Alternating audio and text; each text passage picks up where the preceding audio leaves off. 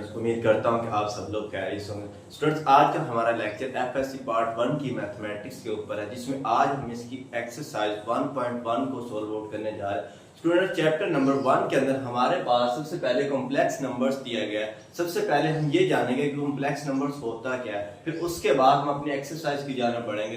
Student देखिए, हमारे पास जो कॉम्प्लेक्स नंबर्स होता है उसके अंदर हमारे पास कुछ इक्वेशंस इस फॉर्म के अंदर दी गई होती है कि हमारे पास जैसे z is equal a plus B iota की फॉर्म के अंदर हमारे पास एक इक्वेशन हमने सपोज की हुई है, लेट की हुई है। तो स्टूडेंट देखिए, हमारे पास ये जो हमारे पास a है, हम जानते हैं जब भी हमारे पास रियल और इमेजिनरी पार्ट की बात की जाती है तो स्टूडेंट्स हमारे पास सबसे पहले देखें जो हमारे पास वो इक्वेशंस, वो वैल्यूज जो हमारे पास विदाउट एओटा होती है, जिसके साथ एओटा हमारे पास नहीं लगा होता, हम जानते हैं वो हमारे पास रियल नंबर होते हैं। तो स्टूडेंट देखिए, हमारे पास a प्लस बी ओटा की फॉर्म के अंदर हमारे पास एक क्वेश्चन दिया गया है। देखिए, हमारे पास उसने बोला है a इज कॉल्ड रियल। हमारे पास जो a है वो रियल नंबर है। क्यों रियल नंबर है? ऐसी तमाम वैल्यूज जिसके साथ एओटा नहीं लगा होता हम बोलते हैं वो हमारे पास रियल नंबर्स होते हैं कॉम्प्लेक्स फॉर्म के अंदर। तो उसके बाद हमारे पास जो बी ओटा है इसका इमेजिनरी नंबर, जो हमारे पास बी ओटा है वो हमारे पास इमेजिनरी नंबर है।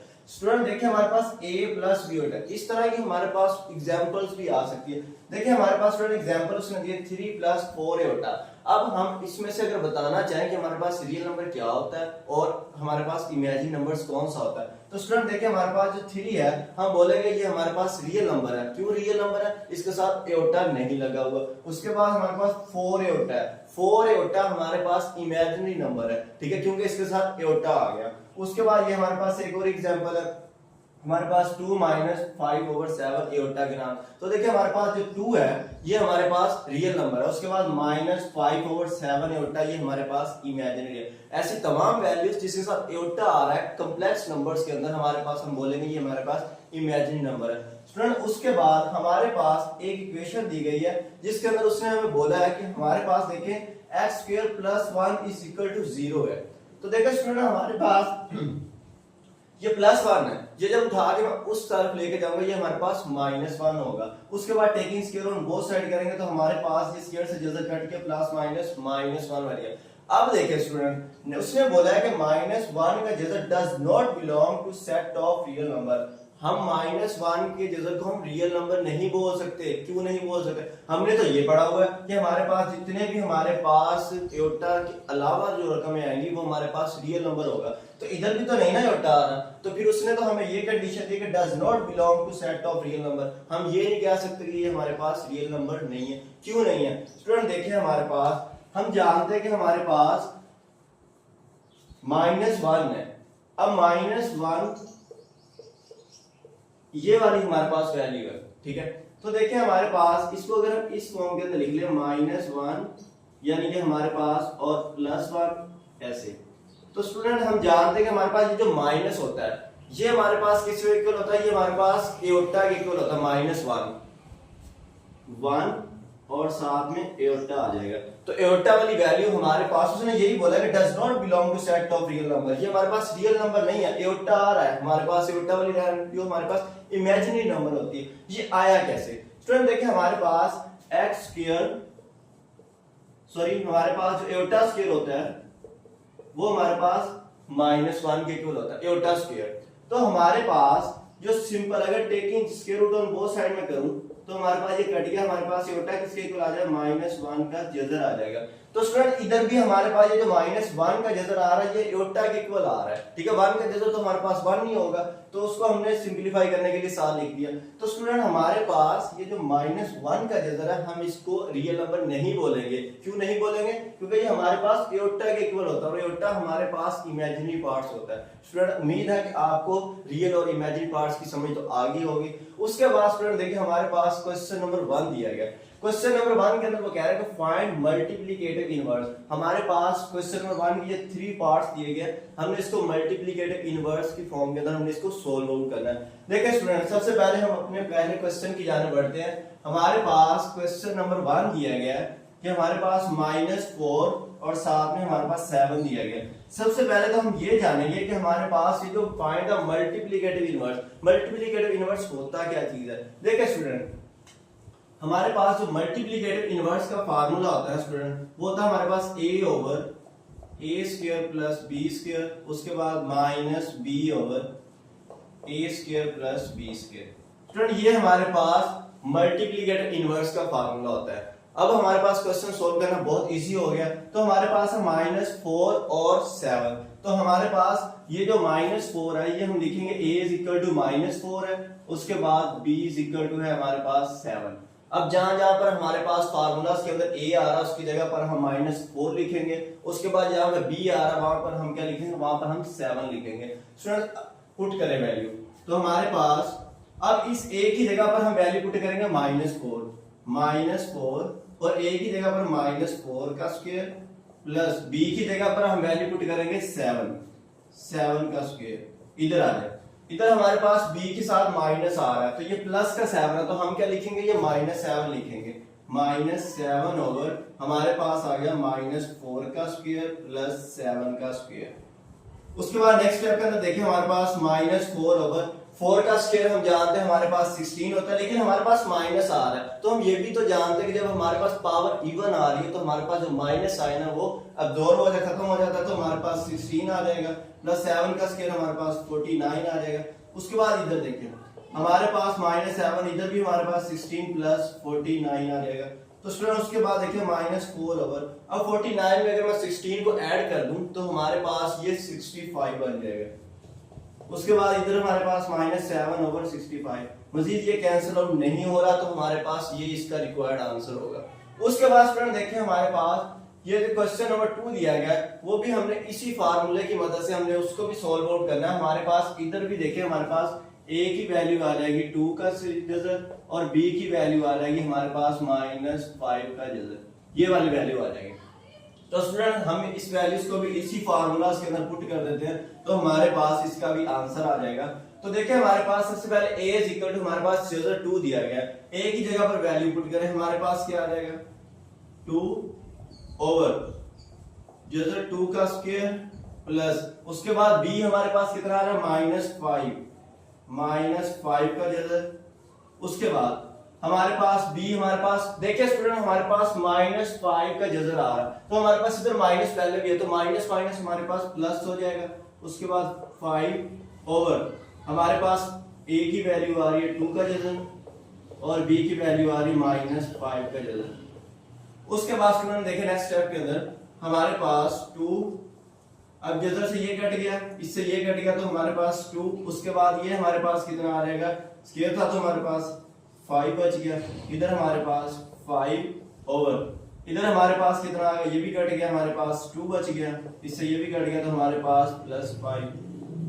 तो स्टूडेंट हम जानते हैं हमारे पास ऊपर आ गया हमारे पास 2 का जजर और नीचे आ गया 7 और इधर भी हमारे पास 5 ओवर 7 आ गया, ये हमारे पास इसका रिक्वायर्ड आंसर आ गया। स्टूडेंट उसके बाद ये जो इसका पार्ट नंबर 3 है सेम एज इट इज, ये इसी फार्मूले की मदद से आप लोगों ने इसको सॉल्व आउट करना, मुझे उम्मीद है कि आपको इस क्वेश्चन की समझ आ गई होगी।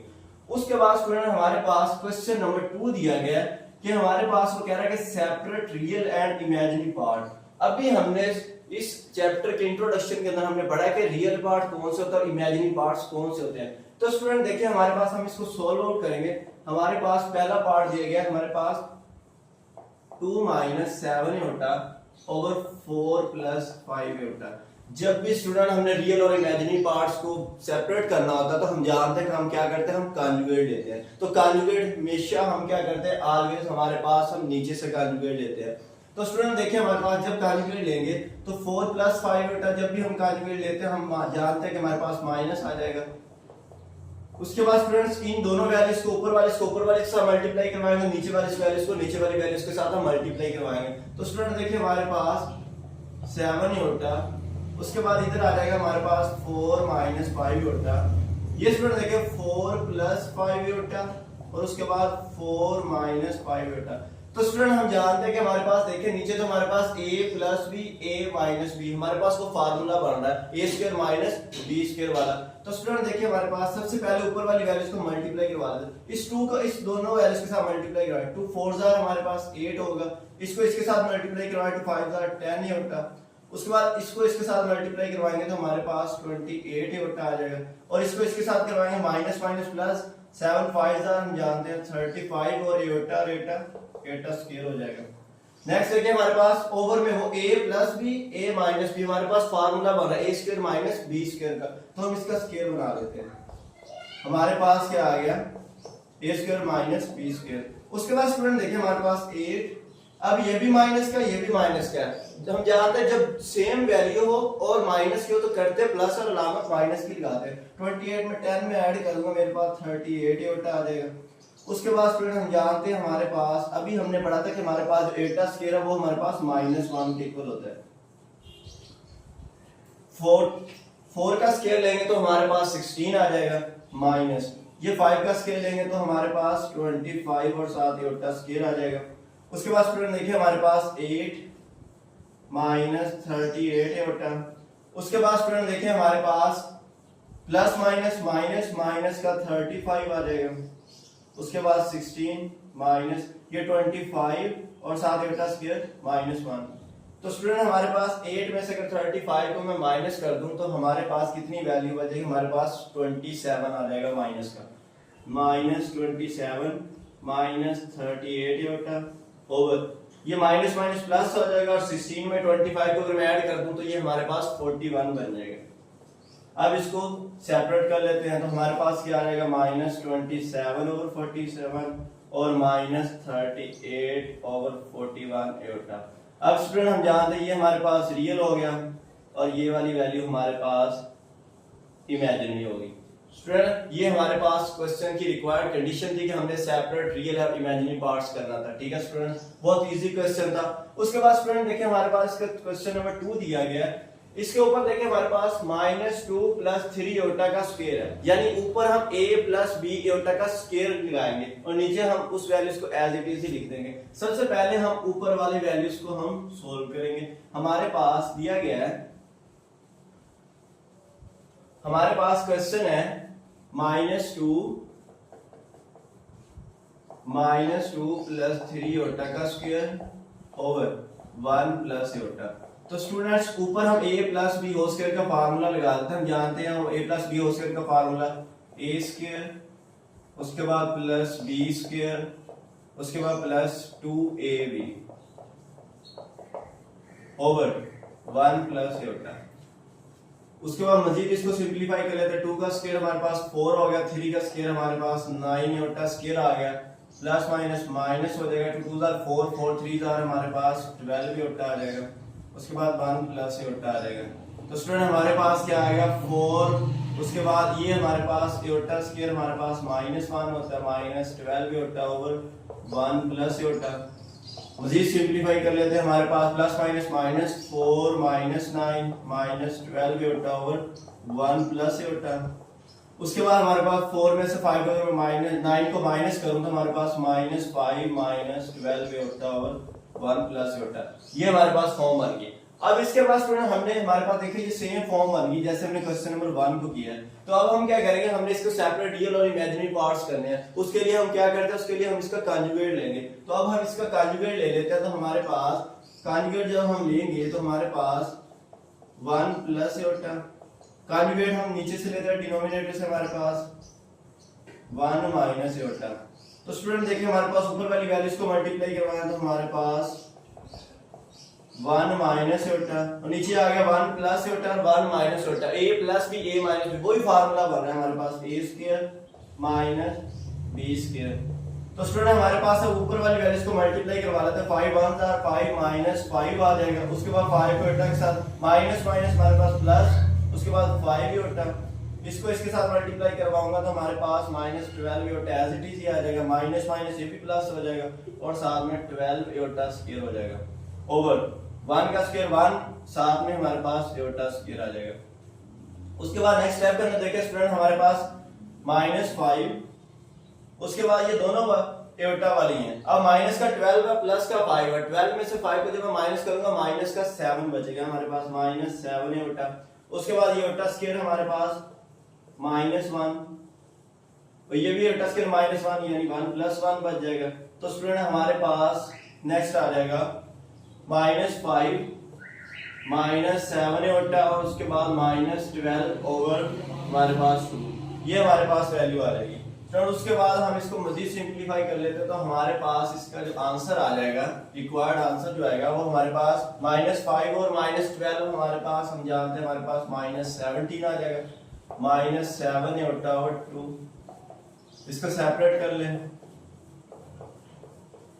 ये हमारे पास, अब ये हमारे पास रियल वैल्यू और ये हमारे पास इमेजिनरी वैल्यू। स्टूडेंट हमारे पास कंडीशन यही थी कि हमने इसके रियल और इमेजिनरी पार्ट्स को अलग अलग करना था, सेपरेट करना था। स्टूडेंट इसी क्वेश्चन नंबर 2 का जो थर्ड और फोर्थ पार्ट है वो सेम एज इट इज ही है, तो इसको उम्मीद है कि आपको इन क्वेश्चन की समझ आ गई होगी, और वो वाले क्वेश्चन आपको मैं असाइनमेंट के तौर पर दे रहा हूँ, वो क्वेश्चन आप लोगों ने सोल्व आउट करना है। अगर आप लोगों से सोल्व आउट नहीं हो रहे तो आप लोग नीचे कमेंट सेक्शन के अंदर मुझे बता सकते हैं, ताकि हम नेक्स्ट लेक्चर के अंदर उनको भी वाइंड अप कर सकें।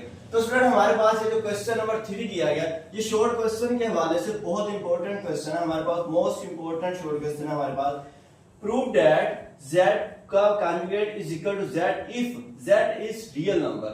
हमारे पास हमने z का कॉन्जुगेट और z दोनों को इक्वल रखना है, और उसके बाद हमने ये भी बताना है कि हमारे पास जो z की वैल्यू वो रियल नंबर है। स्टूडेंट बहुत इंपॉर्टेंट शॉर्ट क्वेश्चन। हम सबसे पहले क्या करते हैं, हम लेट कर लेते हैं।